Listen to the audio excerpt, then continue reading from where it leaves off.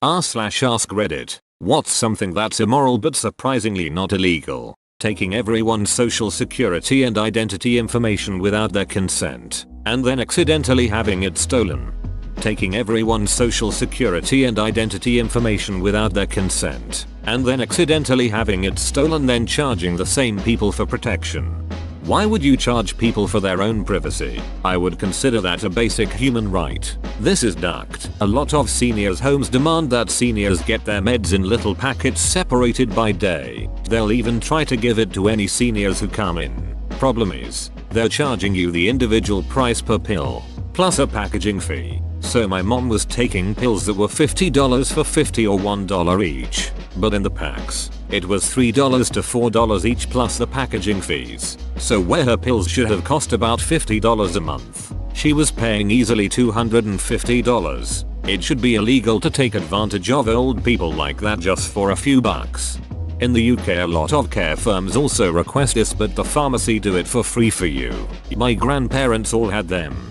In the US, sick people equals profit. Legally enforced geographical monopolies. I'm looking at you. Internet service providers. That happens a lot with alcohol sales too. In my state, big box retailers and grocery stores have been trying to pass a law so that they're allowed to sell wine, liquor, and full-strength beer. Currently they can only sell beer that's 3.2% alcohol. Most beers are 5% or higher, but they've failed several years in a row. So if you want wine, liquor, or good beer, you have to go to a liquor store. That's how it is here. There's always a liquor store in the same parking lot as grocery stores. We have a liquor store attached to most of our big name grocery stores, so it's not really an issue here. We can also buy full strength beer from any convenience store. Imagine my confusion when I traveled outside my province and had to go to the beer store. Congress being immune to insider trading laws. Aren't they also immune from some of the laws they pass? Yes, they also don't have the same healthcare as the rest of the country. We should all have shitty healthcare together. Damn it. More like they know it's a shitty system and refuse to use it. Grooming your parents late in life in order to become the executor of their estate. Looking at you, sis. Where were you the past 30 years? Nowhere until the promise of money arose. Tell your sis that the extra cut of the estate isn't worth dealing with the family after your parents die. Believe me, I'm never talking to my siblings again after that shit. Duck all of those greedy dunts. Sounds like when my grandmother died, everyone started fighting because two of the kids had the will change before she died, making it not equal at all, at least with my parents. I'm the executor and both of my older brothers are totally fine with it. They know I'll be fair. In New York State, it's not illegal for a police officer to have sex with a suspect after they have been put in custody. This seems like one of those laws when brought to attention would make sensible lawmakers go, you know, we have been naive because we didn't even think about this being an issue. In Indiana, it's not illegal for a police officer to have sex with a prostitute before arresting them. Arrest these men for having sex with a prostitute. They didn't even use condoms. Give me that bag so I can put the evidence in it. Stealing from someone else's shopping trolley basket before checkout. Black Friday, someone stole my Dunkin' coffee maker out of my cart. Go in groups of two.